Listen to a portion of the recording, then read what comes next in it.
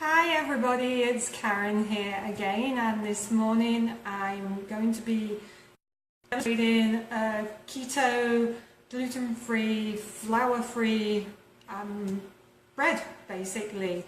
And one of those breads that doesn't taste like cardboard and doesn't have the texture of cardboard either.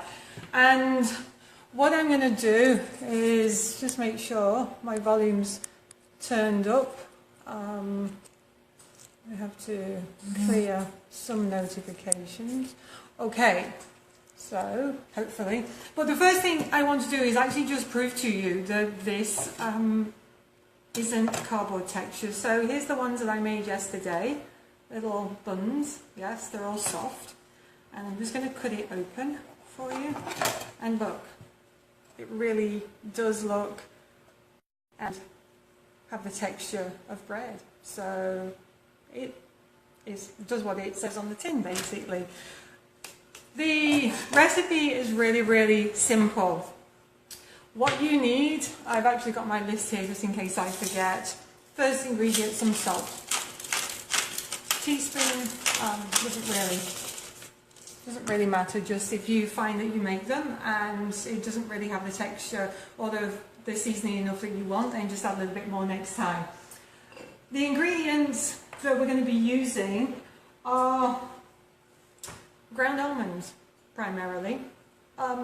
People call it almond flour, but almond flour is basically ground almonds. You can ground your own, you can go locally to somewhere like Bulk Barn if you live here in Winnipeg or Canada, and then elsewhere in the world, sorry, I can't help you there, but just regular ground almonds. So there's 160 grams of ground almonds or almond flour. It's roughly 2 cups. So if you want to use cups as a measuring. So I'm going to put 2 cups in my food processor.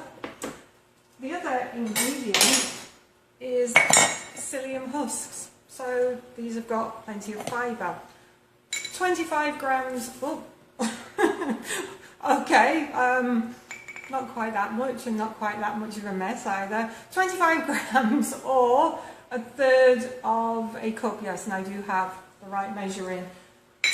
I've cleaned my kitchen up this morning, obviously I've got to clean it up again.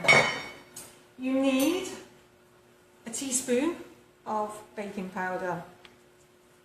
Doesn't have to be expensive or fancy baking powder, so a teaspoon of baking powder goes in there as well.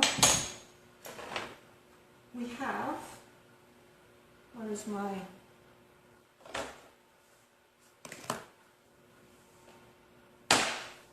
hold that thought.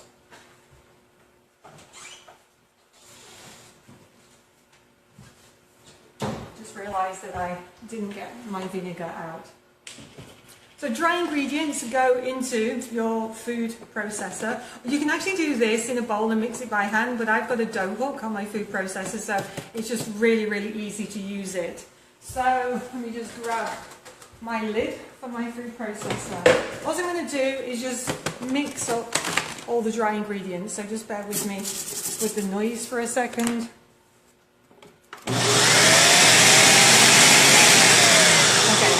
Mixing them up. So if you were doing this dry in a bowl, just mix them with a spoon. So let me see, we've got almond flour, we've got the psyllium husks, we've got some salt, we've got some baking powder. Now I'm actually going to put it in, and don't worry about how this actually is going to mix, because it will all come together and it won't sound like it actually should mix very well together. So where are we? I'm going to do 1 tablespoon of white vinegar. I use white natural vinegar. You can use white wine vinegar if you want to. So just put that into the bowl. We have 3 egg whites. I don't let anything go to waste, so the egg yolks that I have left over, I make homemade mayonnaise with it.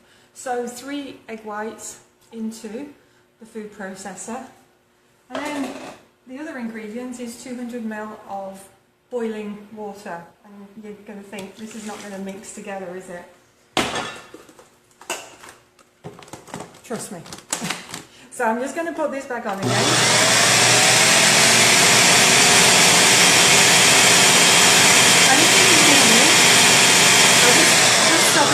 second. It is actually going to appear really, really wet to begin with, but just bear with the process.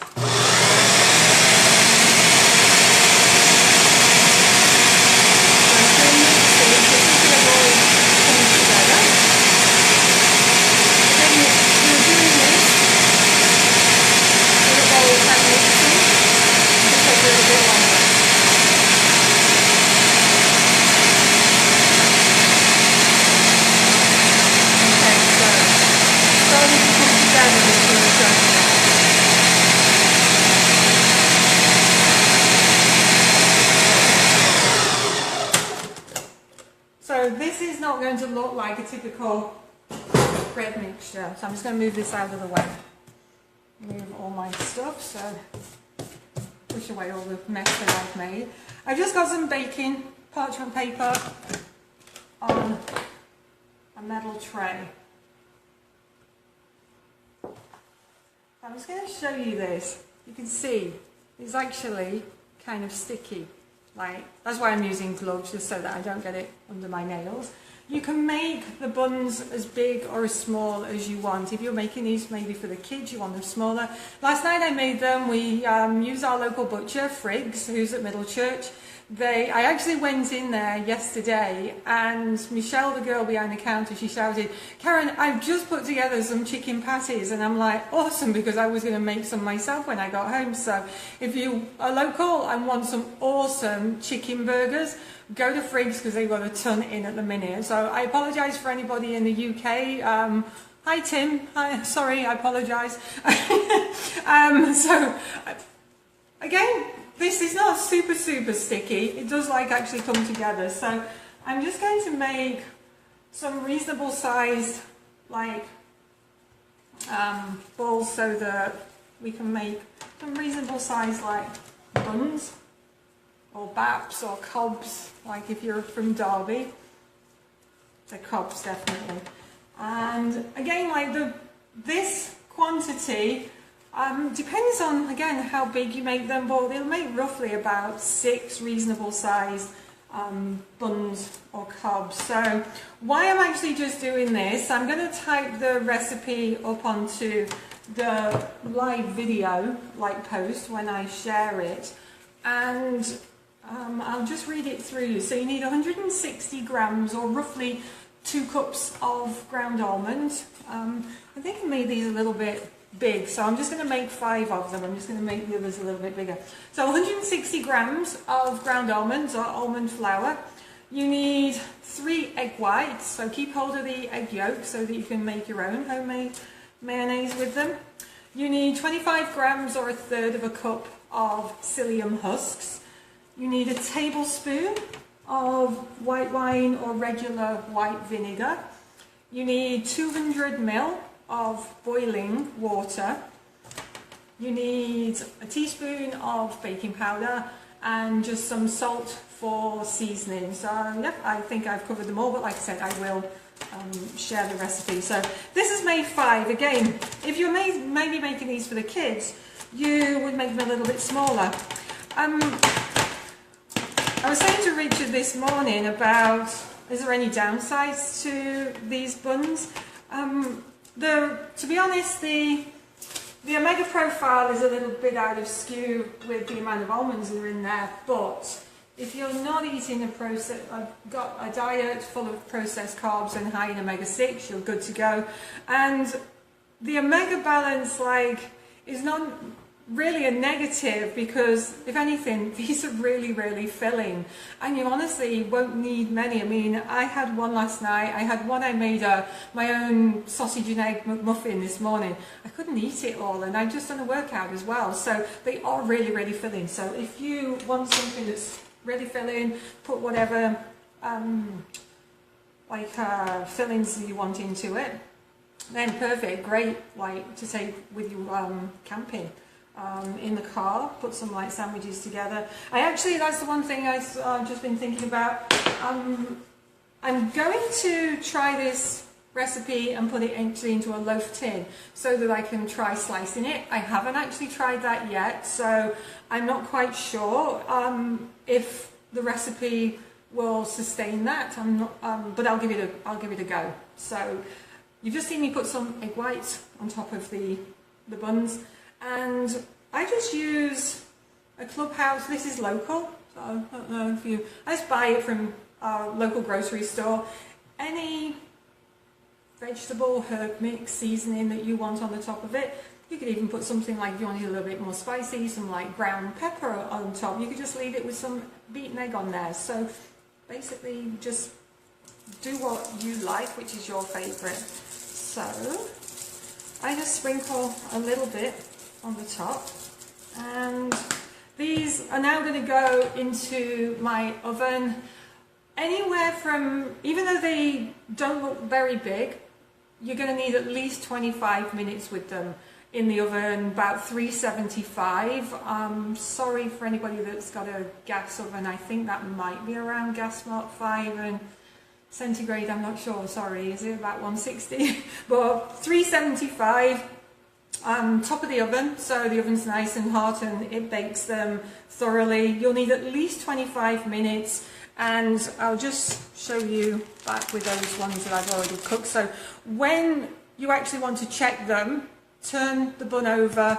and tap the bottom of the bun when it's still warm, and if it sounds hollow, then you know that it's actually cooked.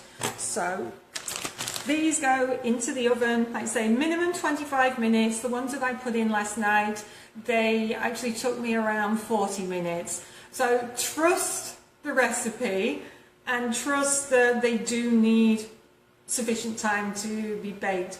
But they literally, it's not cardboard, it's like bread. And I actually didn't come up with this recipe. I found it and manipulated it a little bit myself, but they're really awesome. So if you're one of those people that you don't want to give up bread out of your diet, or you want to try and make some better choices more often, and going gluten free, especially for celiacs, for people with Crohn's, people with gluten issues. And I know that my friend Kerry, who's watching, you're very, very up to speed with celiac diet. So I don't believe like psyllium husks are a problem for celiac, so please correct me if I'm wrong, and Tim, you can correct me if I'm wrong there. So I do apologise, but when it comes to the super clean like bread that, like I said, doesn't taste